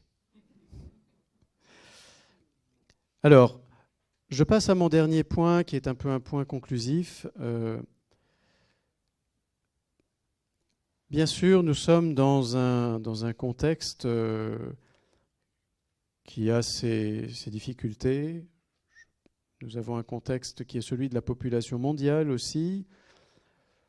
On pense qu'en 2050, de fait, 30% de la population mondiale sera de confession plutôt chrétienne, 30% sera de confession plutôt musulmane, ça veut dire 3 milliards et 3 milliards. 15% seront vraisemblablement des hindous. Voilà les grands groupes. L'Inde, soit dit en passant, d'ailleurs en 2050, sera aussi le plus gros pays musulman de la planète. Oui, enfin, il sera toujours majoritairement hindouiste, mais il y aura vraisemblablement 300 millions de musulmans en Inde en 2050. Ça sera le plus gros pays musulman de la planète, là où la population sera la plus importante en nombre de musulmans. La population musulmane est sans doute parmi les plus jeunes aujourd'hui aussi. La moitié des musulmans ont sans doute, dans le monde d'aujourd'hui, moins de 25 ans. Il y a, à l'intérieur même de l'islam, des questions graves parce que l'entrée dans la modernité est très difficile. Ça suppose des rapports au texte coranique qui ne sont pas résolus aujourd'hui encore tout à fait. Des débats virulents, des débats houleux. J'ai assisté à certains de ces débats, au Caire même, dans des congrès d'oulémas. Les oulémas, vous voyez ce que c'est? Les oulémas, ce sont les savants de l'islam. Hein. Ce n'est pas un clergé formellement, mais c'est des savants. Donc des gens qui quand même sont passés d'ailleurs par des formations très précises. Hein, dans les pays musulmans de vieille tradition, ils ont des diplômes, des degrés. Et des débats virulents, des débats houleux sur les critères d'interprétation. Donc il y a pour l'islam aussi cette crise qui vient de l'émergence de courants ultra et djihadistes qui sont des, comment dire, à la fois des courants qui participent d'une reviviscence de l'islam, je dirais d'une sorte de climat de réveil, d'un désir de faire entrer l'islam dans le monde moderne, mais sans qu'il perde son identité musulmane. Donc il y a une forme d'absolutisation de fait de la doctrine musulmane comme étant pleinement moderne, en fait, a priori, pleinement moderne. Depuis le Coran, elle est déjà moderne. Et puis ça se double aussi d'une sorte de volonté de faire de l'islam un rempart contre l'Occident. Un rempart contre un Occident qui est à la fois accusé d'avoir, dans son passé colonial, bien sûr, asservi des populations musulmanes, mais qui aussi, dans sa vision néo-impérialiste, continue à vouloir faire la pluie et le beau temps sur la planète. Ça se double de déstabilisation. Il faut ajouter des déstabilisations graves. Oui, c'est pas un secret. La déstabilisation de l'Irak par les armées américaines entraîne comme conséquence assez évidente et directe la naissance de Daesh, comme une revanche en fait des sunnites d'Irak, alors que les Américains avaient provoqué la mise en place d'un gouvernement chiite, sans aucun ménagement pour la minorité sunnite. Donc il y a une déstabilisation, etc. Mais il y a donc à l'intérieur de l'islam ce courant, et j'aime assez l'analyse d'Hugo Micheron. Hugo Micheron, lisez son dernier livre, c'est La colère et l'oubli. Non. Oui, c'est ça, je crois, La colère et l'oubli. Il fait une analyse des courants djihadistes de ces 30 dernières années, extrêmement fine, très documentée. Et il met le doigt sur un phénomène qui, à mon avis, n'est pas que présent là, dans l'islam, c'est le millénarisme. C'est l'ambiance millénariste. Et son analyse va assez loin pour montrer que dans les courants djihadistes, en fait, il y a aussi le rêve, si vous voulez, ou la conviction d'être arrivé comme à une sorte de point d'achèvement de l'histoire, et que c'est le moment en fait, où le monde va basculer. C'est le grand soir, en d'autres termes. Et il repère ça dans les discours d'un certain nombre de leaders de ces djihadistes, de ces courants et de ces jeunes qui sont partis faire le djihad, persuadés que c'est l'heure, en fait. Voilà, c'est l'heure dernière, c'est la fin du monde, voilà, et il faut donc préparer la venue du Mahdi, en fait. Et je dis ça parce que c'est un phénomène, le millénarisme, que je crois que nous affrontons en fait dans plusieurs sphères. Sans aucun mépris pour mes frères évangéliques, des églises évangéliques nouvelles, je pense qu'il y a là aussi un fort courant millénariste. Et la façon dont certains courants évangéliques chrétiens soutiennent Donald Trump le montre évidemment. Trump est un Cyrus. Pour ceux qui ont lu la Bible, il est Cyrus. Cyrus, le roi de Perse, qui a, comme un grand roi politiquement, sauvé la religion juive, en fait. Enfin, il a surtout sauvé le peuple d'Israël pour l'aider à réhabiter la terre de ses ancêtres et à rebâtir son temple. Trump se présente un peu comme ça. Et les courants évangéliques qui le soutiennent ont un petit peu ne font pas mystère, certains en tout cas, de ce que Trump va sauver le christianisme. Qu'a fait Poutine avec l'orthodoxie russe ? Mettant en avant une sorte de combat à mort entre la lumière et les ténèbres, en fait. La civilisation dévoyée que nous sommes, avec la civilisation saine, qui est pleine de sainteté, et la sainteté de la Sainte Russie. Que font les suprémacistes juifs qui sont entrés au gouvernement israélien aujourd'hui et qui, pour moi, ne rendent vraiment pas un service à Israël? Je peux dire aussi fort sur le Hamas entre nous. Mais que font-ils sinon justement rêver aussi que c'est l'heure où, parce que les promesses d'une certaine façon qu'on trouve dans l'écriture biblique d'un retour du peuple sur sa terre sont en train de s'accomplir, que c'est l'heure de rebâtir aussi le temple sur l'esplanade des mosquées. Et en fait, les causes d'affrontement et d'accrochage sur l'esplanade des mosquées se sont multipliées ces dernières années pour cette raison. Ces suprémacistes juifs sont aujourd'hui entrés au gouvernement. Ils prônent de fait la délocalisation des populations palestiniennes hors du territoire du Grand Israël. Ils estiment qu'ils sont pleinement dans leurs droits, qu'ils font la volonté divine en direct, c'est ça. Donc ce millénarisme, moi, me préoccupe beaucoup, je vous avoue, parce que je crains que des leaders religieux ne se laissent prendre à ce piège, et je pense qu'il faut le craindre. Je crains que des idéologues de tout poil, plus ou moins mal dans leur peau aussi, ne s'en emparent, parce que ça les fait triper, parce que ça donne une importance. Vous imaginez, vous préparez la fin du monde. Ben oui, mais un certain nombre de djihadistes de Daesh, ils étaient dans cet esprit-là. Non seulement c'était viril, on allait combattre le mal, avec les armes à la main. Un certain nombre de filles ont suivi les garçons qui allaient combattre avec Daesh parce qu'au moins elles avaient un vrai mec. Ils étaient capables de tenir un fusil. Et puis en plus, on prépare l'avènement du jugement dernier. Ça vous donne une certaine importance. Sans compter que ça vous donne aussi une certaine virginisation.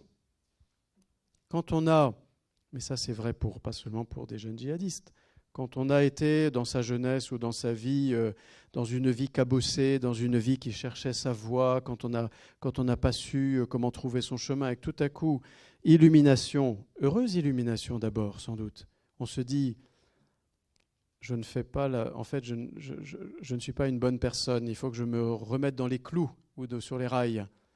Je vais à la mosquée, ou je vais à l'église, où je vais. Et là, c'est une revirginisation qui s'opère. Mais quand elle n'est pas accompagnée, et quand vous laissez quelqu'un partir, tête en avant, tête baissée, dans les observances religieuses, parce que justement, il veut se remettre dans les clous, il veut se remettre, c'est toujours plus, et c'est ce qui s'est passé avec bon nombre de ces gens. Toujours plus, ça voulait dire à un moment donné, il faut partir là-bas, il faut prendre les armes, parce qu'on n'en a jamais fait assez pour se redonner une nouvelle virginité intérieure, spirituelle, et faire le salut de son âme. Donc ça, c'est dans le contexte actuel. Je pense que dans nos enjeux aussi, et j'avance maintenant un peu plus vite, nos religions étant de grandes religions missionnaires, j'en ai déjà parlé, il est important que nous parlions sur nos façons de vouloir répandre les messages que nous portons, les musulmans comme les chrétiens. Je pense qu'il y a une forme d'éthique missionnaire à construire. Il faut savoir en parler les uns avec les autres, pas seulement donc des conversions, comme je disais, mais savoir en parler, savoir parler de la possibilité de quitter sa religion, parce que c'est encore un point d'achoppement important. En 2021, nous avons été nombreux à être très impressionnés que les responsables nationaux musulmans français en viennent, même si ça a été dans les larmes, à rédiger cette charte pour les principes cette charte pour un islam républicain. Excusez-moi le titre, c'est pas celui-là, mais en fait c'est l'idée. Et dans le numéro 3, ils avaient décidé qu'on ne criminalise plus l'apostasie. Très important. Donc des leaders musulmans français prennent position, ça fait 8 fédérations. Alors ils ont signé en ordre dispersé, je vous le concède, et puis malheureusement, pour l'instant, ils n'arrivent plus à totalement s'accorder pour d'autres enjeux d'ailleurs. Mais sur ce point, ils étaient arrivés à la formulation. C'est quelque chose que nous devons défendre, c'est quelque chose que je veux défendre moi-même. Il faut qu'on puisse en parler de manière dépassionnée. Changer de religion, avoir la liberté de conscience, ne pas être menacé. D'abord, dans un état de droit comme le nôtre, ça me paraît essentiel. Et puis, c'est de toute façon respectueux du chemin religieux des gens. Même dans l'islam, on ne veut pas d'une adhésion hypocrite à la religion. Ça fait partie des principes théologiques très anciens dans l'islam. Donc ça n'a vraiment pas de sens. On dit même que le prophète Mohammed, à plusieurs reprises, laisse des personnes quitter l'islam. Il y a cependant dans sa biographie des récits qui disent que, au contraire, il a prescrit la mort pour des personnes qui quittaient l'islam. Alors c'est compliqué parce que justement c'est pour ça que je vous disais qu'il y a des débats internes entre musulmans, entre savants sur ces questions. Ensuite, dans les enjeux aujourd'hui, qu'il ne faut pas confondre identité et identitaire, disons. Le pape François, dans Fratelli Tutti, parle plusieurs fois de l'identité. Il parle même de l'identité forte. Il recommande qu'on ait une identité forte. Donc, voilà. Il ne s'agit pas du tout de vouloir tout diluer. Mais il dit l'identité forte, c'est une identité en relation. C'est une identité capable, et elle est d'ailleurs d'autant plus forte qu'elle est capable de relations, et elle sera d'autant plus capable de vraies relations qu'elle est forte, en plus. Et puis, un autre enjeu important, c'est de savoir comment les uns et les autres nous parlons les uns des autres. Qui sommes-nous pour les musulmans ?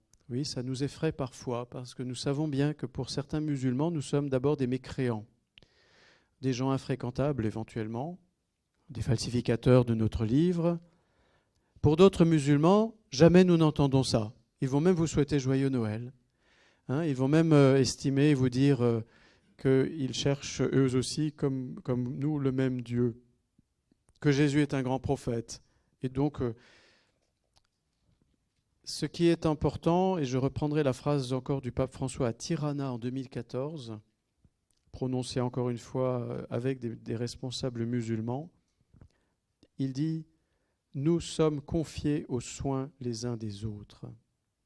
Chaque tradition religieuse, à l'intérieur d'elle-même, doit réussir à rendre compte de l'existence de l'autre. C'est-à-dire être capable de dire que l'autre, qui ne pense pas comme moi ou qui ne croit pas comme moi, a une vraie dignité. Et que dans chaque tradition, on doit trouver les mots pour parler de la recherche sincère et authentique que font les autres. Je pense que ça, dans nos groupes de dialogue islamo-chrétiens, nous devrions le faire progresser aussi. Que disons-nous les uns des autres? Que disons-nous les uns des autres? Que connaissons-nous déjà les uns des autres? Que connaissez-vous de la foi chrétienne? Et nous, que connaissons-nous de la foi musulmane?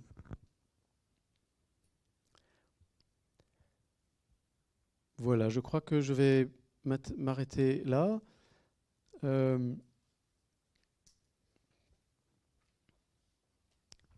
Pour ne pas trop vous fatiguer, je vois qu'il est presque 10 heures. Je vous ai déjà sans doute épuisé. Je pense qu'il faut vous donner la parole, c'est le plus simple.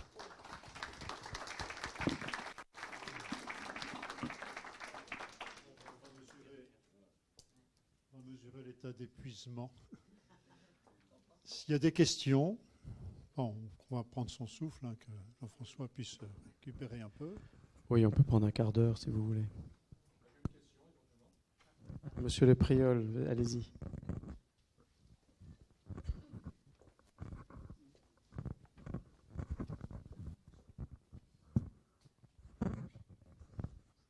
Oui, merci Père pour cette extrêmement stimulante conférence, à mon goût.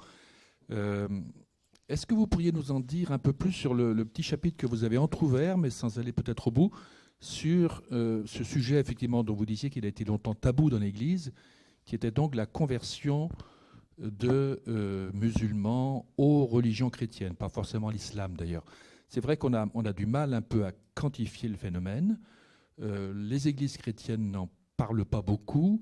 Vous laissez entendre à demi-mot qu'il y a une réflexion en France, à la conférence épiscopale là-dessus, que peut-être on envisagerait d'ouvrir, enfin de lever un peu le rideau sur cette réalité. Est-ce que vous pouvez nous en parler un peu plus? Merci. D'abord, il y a une réalité.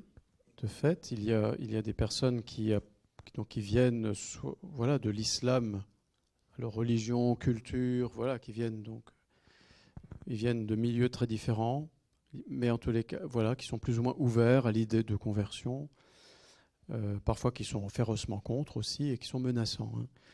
Donc il faut qu'on en parle aussi avec une certaine prudence, mais il y a une réalité.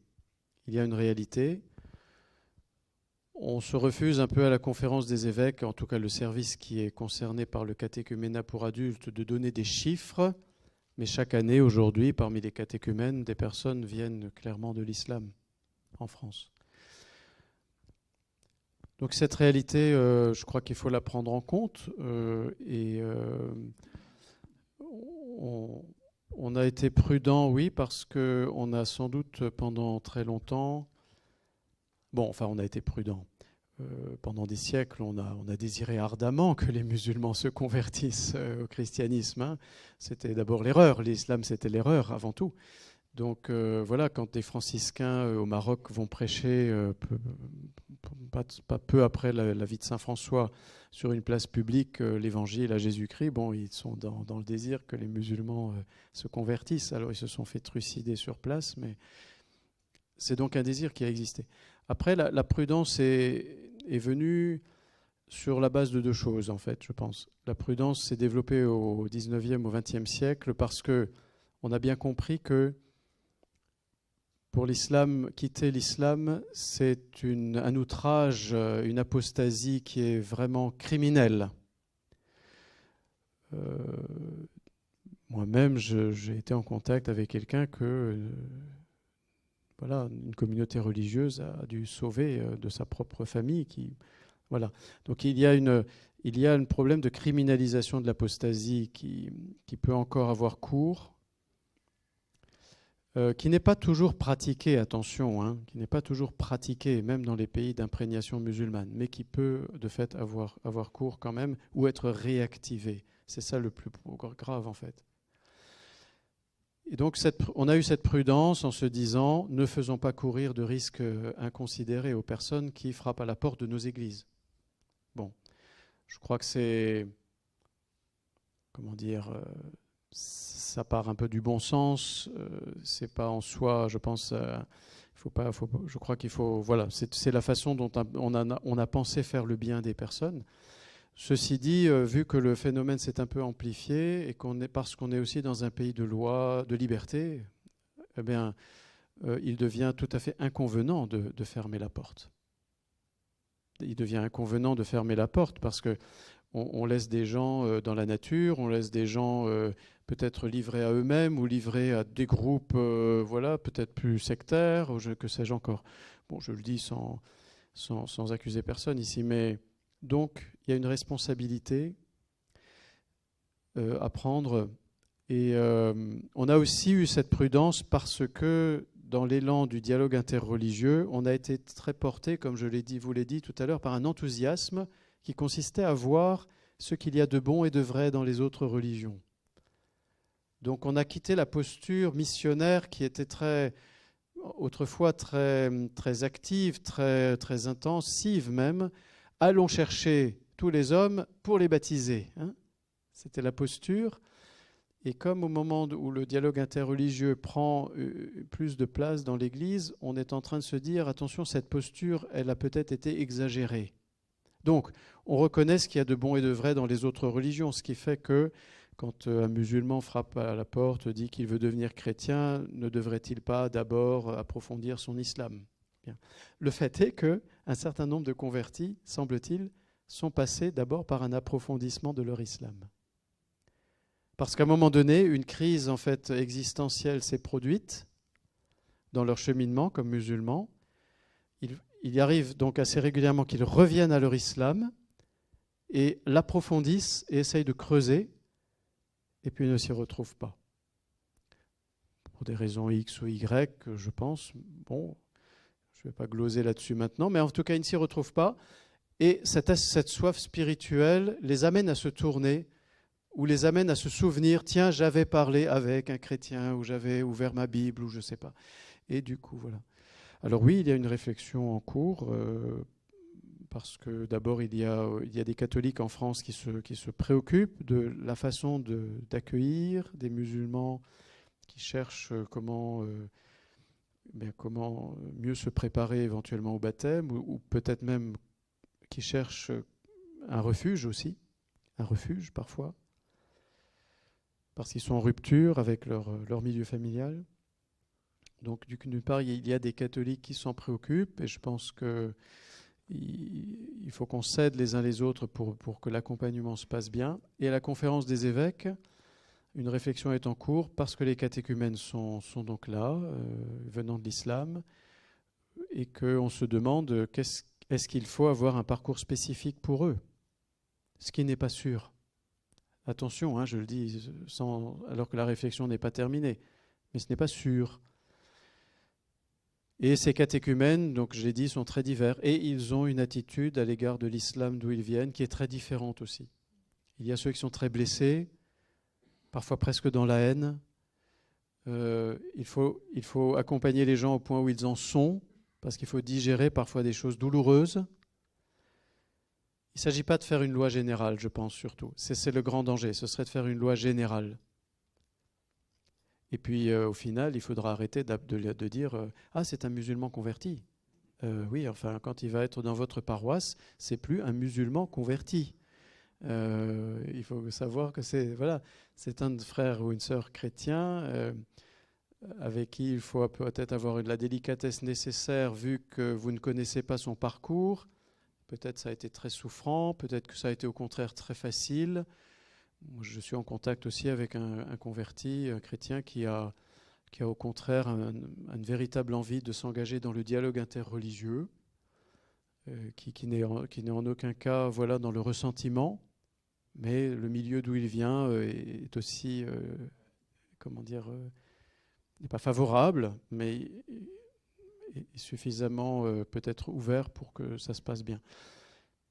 Et donc il n'y aura peut-être pas de loi générale, mais une réflexion doit s'ouvrir, et puis des accompagnateurs de catéchuménat dans les diocèses ont besoin aussi de savoir comment se comporter aussi dans ces situations, et de voir quelles ressources ils ont pour un bon accompagnement. Parce qu'ils sont parfois tétanisés. Les accompagnateurs de catéchuménat peuvent parfois être tétanisés. Pas tous, pas tous. Mais comme ça a l'air d'être un peu nouveau, ça peut effrayer. Et puis nous sommes une église qui retrouve une sorte d'envie missionnaire, comme je le disais. Et donc, elle tâtonne un peu aussi à cause de ça. Voilà. Je ne sais pas si j'ai répondu suffisamment à votre question, mais je n'ai pas dit beaucoup de choses. Oui, alors les mains se lèvent.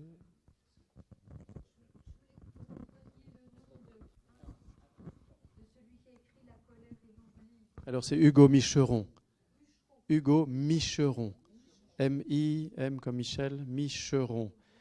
Ah oui, c'est une des meilleures études sur le djihadisme, je pense, qu'on a de ces dernières années. Oui. Pour être complet, il faudrait peut-être parler aussi des gens qui se convertissent du christianisme à l'islam, qui, pour les jeunes, peut-être plus que pour des adultes, mais parce qu'ils trouvent dans l'islam un cadre sécurisant, peut-être plus que ce qu'on peut leur proposer. Moi, dans ma mission d'aumônier en prison, je rencontre des chrétiens, je rencontre aussi des musulmans, beaucoup dans les couloirs, des jeunes qui me disent qu'ils se sont convertis à l'islam. Et beaucoup de questions des chrétiens, c'est mais finalement, oui, mais alors, c'est quoi les règles? Comment est-ce qu'on fait la prière, etc. Il y a des choses qui rassurent, qui encadrent plus, et donc dans lesquelles les gens se retrouvent. Et puis pour ceux qui sont jeunes ou etc., c'est aussi une façon d'affirmer quelque part une identité. C'est la première question. Enfin, c'est les débats là-dessus qui me disent que ce serait bien d'aborder les deux sujets. Et puis le deuxième, c'est vous avez été très soft, dit les choses de façon très, très paisible. Mais moi, il y a des courants qui m'inquiètent beaucoup en France, dans leur rejet de l'islam, dans leur dénonciation. Enfin, j'ai entendu des propos d'un meeting de campagne électorale dimanche où on nous annonce que toutes les femmes vont être voilées, etc. etc. Enfin, pour moi, je pense qu'on peut difficilement être chrétien et tenir ce type de propos. Alors sur les jeunes ou sur les conversions à l'islam, donc d'abord j'ai pas de chiffres et c'est pas tellement mon habitude d'aligner des chiffres dans ce domaine. Je trouve que ça fait vite concurrence et course au nombre. Mais oui, c'est une réalité tout à fait qu'il faut prendre en compte. Alors en novembre, à l'Assemblée plénière des évêques, nous avons justement développé une réflexion parce que de plusieurs cercles, y compris aussi l'enseignement catholique, donc le monde scolaire, tu parles du monde des prisons, mais il y a d'autres, voilà. Et les quartiers populaires aussi sont concernés par des formes de prosélytisme ou une attirance, parce qu'il ne faut pas toujours tout de suite, moi je pense qu'il ne faut pas tout de suite noircir le tableau, ou une forme d'attirance de l'islam qui vient de ce que, oui, il y a une dynamique. Il y a une dynamique, c'est vrai que vous avez des communautés, notamment quartiers populaires, qui sont dynamiques. Il y a beaucoup de jeunes. Et puis alors, quand vous avez des camarades de votre cité, ben, vous avez envie de faire partie peut-être aussi du groupe. Donc, et pour les évêques, donc, il y a une nécessité aussi pour les scolaires et les élèves dans les écoles de vraiment renforcer la formation chrétienne, de faire en sorte que des structures puissent aussi naître qui sont capables aussi à des chrétiens de différents milieux de mieux construire leur foi, de mieux l'exprimer, de mieux la vivre, voilà, de la partager, parce que c'est un enjeu. C'est un enjeu. C'est comme ça. Peut-être que peut-être que des jeunes chrétiens ont eu des formations qui ne les ont pas préparés suffisamment. Alors attention, non pas d'abord à polémiquer peut-être, mais à exprimer vraiment avec leur foi, avec les mots qui sont les leurs, mais de l'exprimer quand même vraiment. Et du coup, de pouvoir être un peu bien dans leur pompe, je dirais. Voilà. Il y a un mouvement en ce moment qui s'est créé en milieu populaire avec Janvier Onglas, je crois qu'il est en région parisienne, qui s'appelle FIDE. Voilà, FIDE a ce projet justement de proposer à des catholiques de milieux populaires, notamment des jeunes cathos, de se retrouver, de partager, de créer des petites fraternités, de faire aussi des maraudes, parce que vivre sa foi chrétienne, c'est certainement, et ces jeunes-là en sont très conscients, c'est être à la fois dans l'action tout à fait sociale et fraternelle, solidaire, et dans un approfondissement de sa foi, et dans une capacité à pouvoir mieux parler à leurs copains musulmans, parce qu'ils sont entourés de copains musulmans. Et Janvier, d'ailleurs, que j'ai rencontré, je lui ai demandé de rencontrer le réseau même des délégués pour les relations avec les musulmans, dit moi, tous les jeunes de ma génération, de son quartier, il dit, ils sont tous ou devenus évangéliques ou devenus musulmans. Et il l'a dit un peu, voilà. Et c'est vrai que ça pose question. Ça pose question. Dit être catho, vous apparaissez un peu comme un martien. Et en même temps, ce sont des catholiques qui sont d'ailleurs de la diversité mondiale en plus. Hein. C'est aussi la multitude des continents qui est là dans beaucoup de quartiers populaires.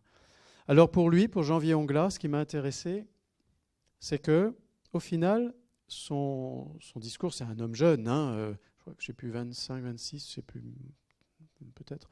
Et ce qui ressort de son discours, c'est pas qu'il ne veut plus parler avec les musulmans. C'est pas qu'il ne veut plus dialoguer avec les musulmans. C'est simplement qu'il veut que ce soit une rencontre un peu d'égal à égal. Ça m'intéresse parce que, d'une certaine façon, il dit, voilà, quand on est un peu clair sur ce qu'on croit, eh bien, même mes copains musulmans, ils me respectent presque un peu plus. Alors, il a trouvé finalement la voie que moi j'appelle une fraternité virile. Mais pourquoi pas? Fraternité virile, c'est fraternité aussi. Hein, on peut peut-être donc aller sur des courants qui m'inquiètent en France. Alors, oui, moi aussi, il y a des courants qui m'inquiètent en France. Hein, je pense que moi, je suis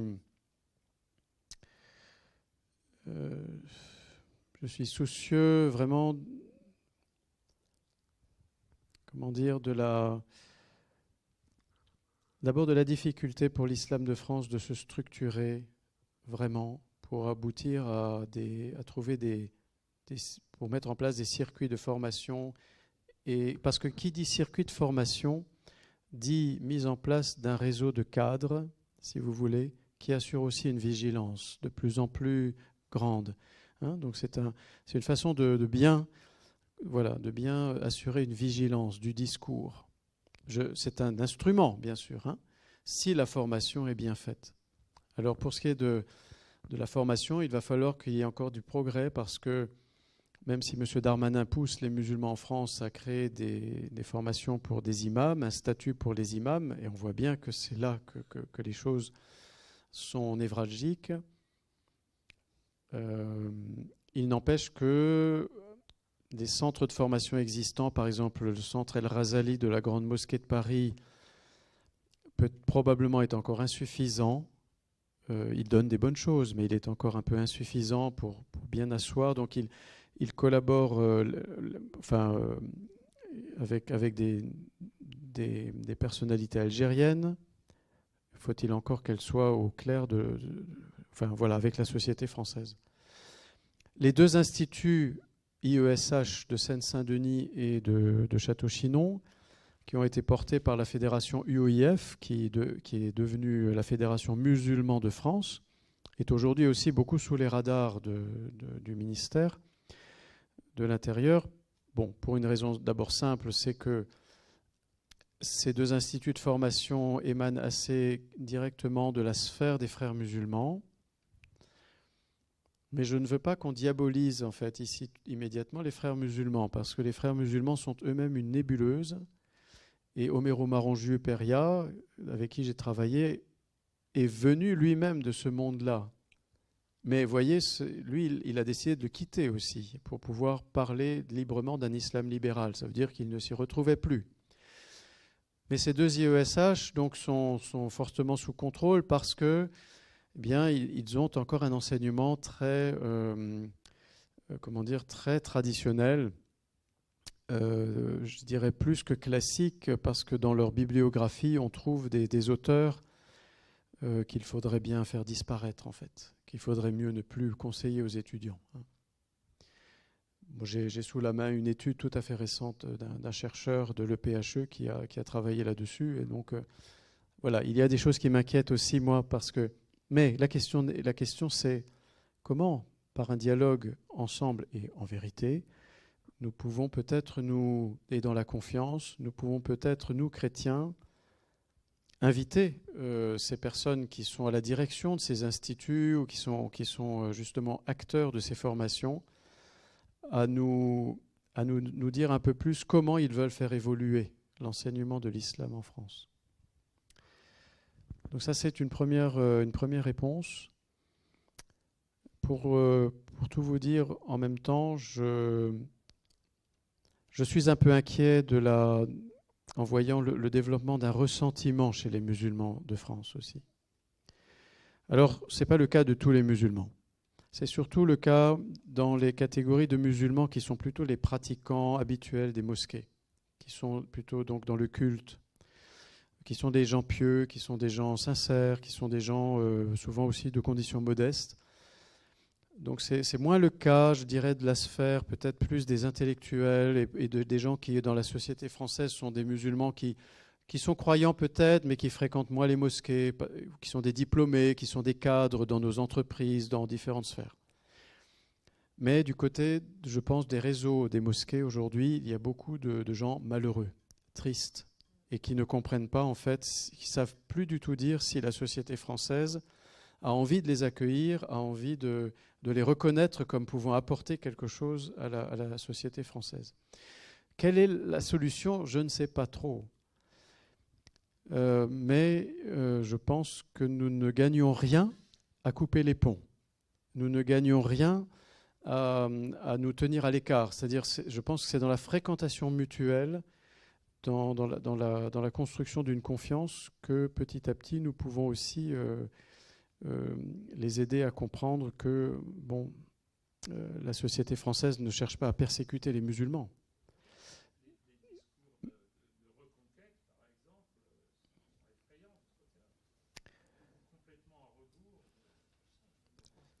Oui, je sais. Je sais. Je sais. Tu sais, nous avons déjà pu, heureusement, nous positionner là récemment avec le texte de la CECEF. Je ne sais pas si vous voyez ce que c'est. Hein, c'est donc le comité, le Conseil d'Église chrétienne en France, la CECEF, le Conseil d'Église chrétienne en France. Nous venons enfin d'obtenir des responsables donc de la Conférence des évêques de France, le président Éric de Moulin-Beaufort, du président de la Fédération protestante de France, Christian Krieger, et du président, le métropolite en fait d'Europe des Grecs orthodoxes, Monseigneur Dimitrios. On a enfin obtenu la semaine dernière un texte qui dénonce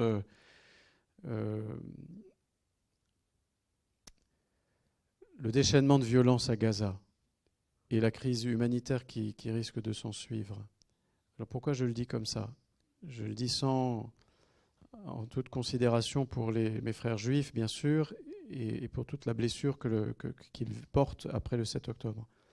Mais il n'empêche que ce texte est capital pour nous en France aujourd'hui parce que l'ambiance depuis plusieurs mois a été trop lourde pour les musulmans de France.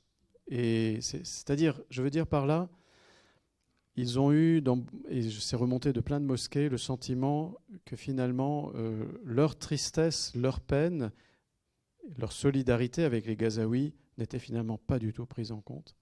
Et on a quelques remontées qui disent les chrétiens nous ont abandonnés. Alors, c'est pas pour faire larmoyer que je dis ça, hein.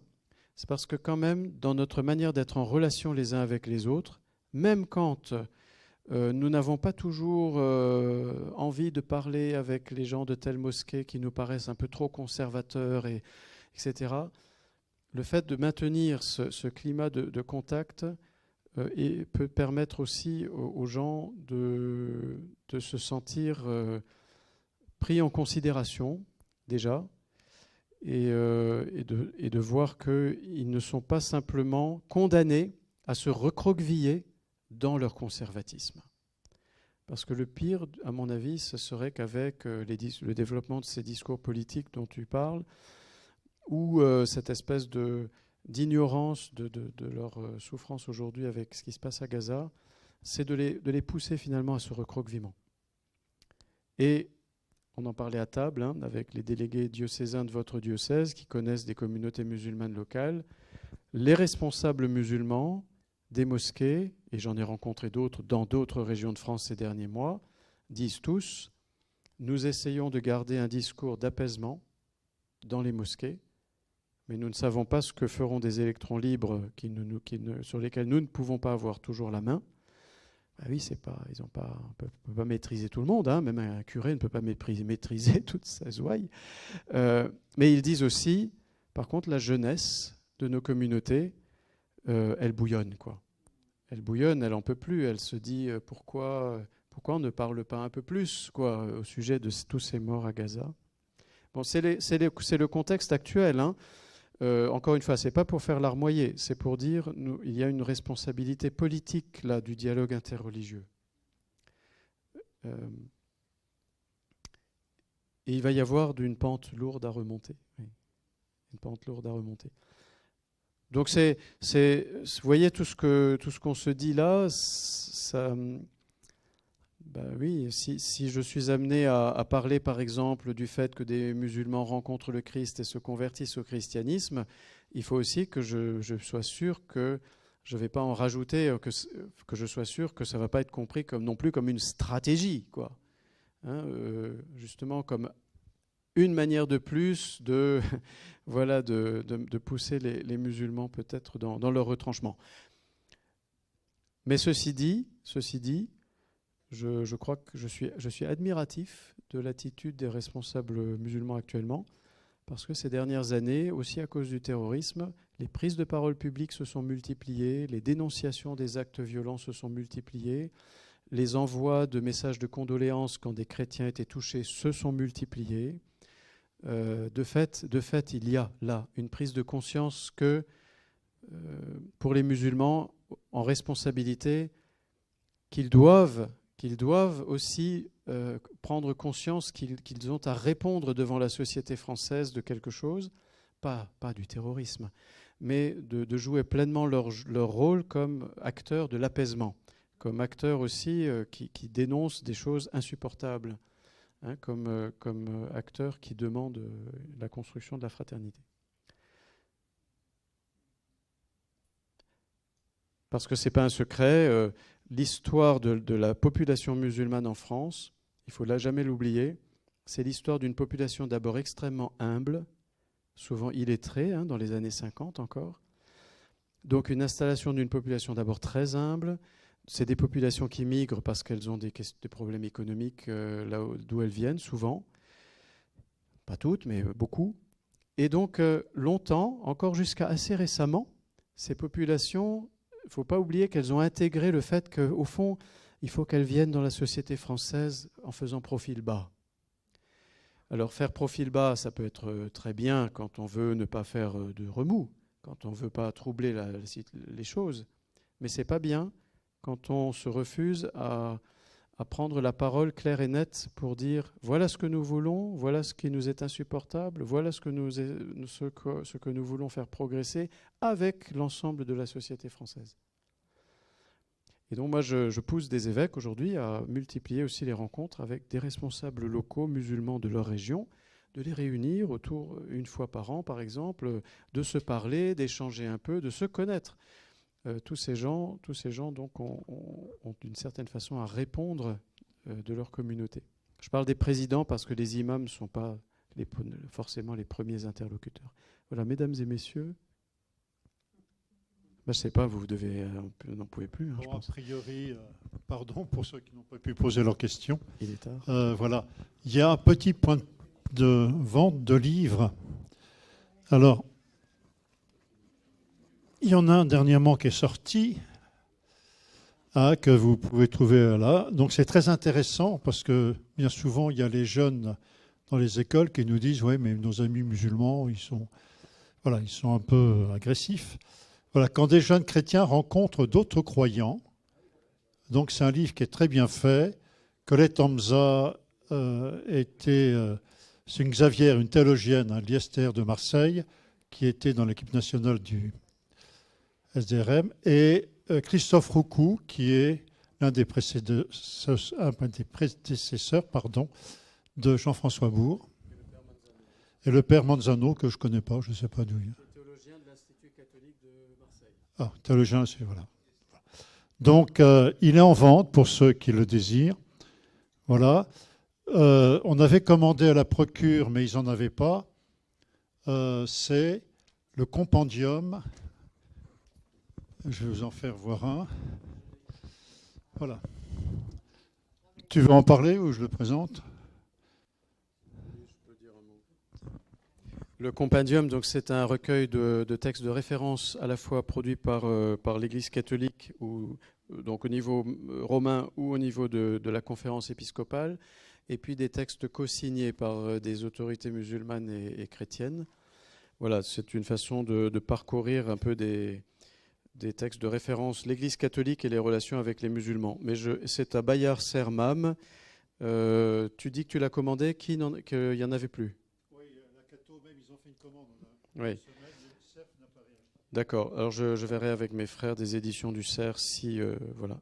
Donc le livre Dire sa foi, oui, c'est intéressant. C'est effectivement, c'est pour aider des jeunes à 12 €, je crois. Et il y a d'autres livres qui ont été publiés ces dernières années justement pour aider des jeunes chrétiens à aussi approfondir, dire leur foi. Moi, je vous conseille aussi ce livre, Michel Younes. C'est le doyen donc de la faculté de théologie de l'Institut catholique de Lyon. Michel Younes, il est islamologue aussi, il est spécialiste de théologie des religions. Il a écrit ce livre très éclairant, Les approches chrétiennes de l'islam. Tension, déplacement, enjeu. La fameuse histoire courant minimaliste, maximaliste et voie médiane, il développe ça notamment. Et il fait un parcours sur les différentes aussi, les lieux de frottement et les lieux de convergence qui peuvent se dégager dans le dialogue entre chrétiens et musulmans sur plusieurs sujets. C'est un très bon livre. Alors, Michel Younes, Younes, Les approches chrétiennes de l'islam, c'est au Cerf aussi, désolé. C'est une maison dominicaine, j'ai l'impression de prêcher pour ma boutique. Le Cerf, collection patrimoine, il est assez récent. Pour ceux qui sont plus versés dans de l'islamologie plus approfondie, ça c'est 2020. Et tout récemment, il a publié un livre sur la question de la norme en islam. Tout le débat autour de la norme. Je pense que Abdelkader, toi, tu l'as déjà vu, ce livre. C'est fort intéressant aussi parce que ça vous aide à comprendre comment dans l'islam, là, on ne peut pas faire de l'islamologie maintenant, mais donc la norme a une place très importante. Le respect de la norme aussi. Et donc, qui fait la norme ? Comment la norme évolue-t-elle ? Peut-elle évoluer ? Voilà, toutes ces questions sont traitées notamment dans ce livre. Voilà. Donc c'est la normativité, c'était le titre, je crois. C'est norme et normativité, je crois. Norme et normativité dans l'islam. Toujours Michel Younes. Bien, encore merci Jean-François Bourg pour ton intervention. Voilà. Et, merci à toi. Rien, et je finirai par le petit slogan qu'on aime bien dire, nous, à la fin de chaque conférence. On cite le bienheureux Monseigneur Pierre Claverie, « Ayez tous un ami musulman ». Voilà.